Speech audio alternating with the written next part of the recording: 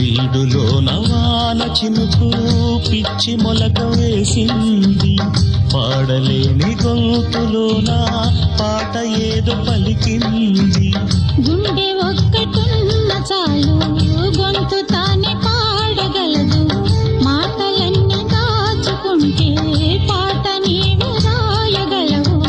రాత రాని వాడి రాత దేవుడేమి రాశాడో, చేతనైతే మార్చి చూడు వీడు మారిపోతాడు, మనిషి అవుతాడు.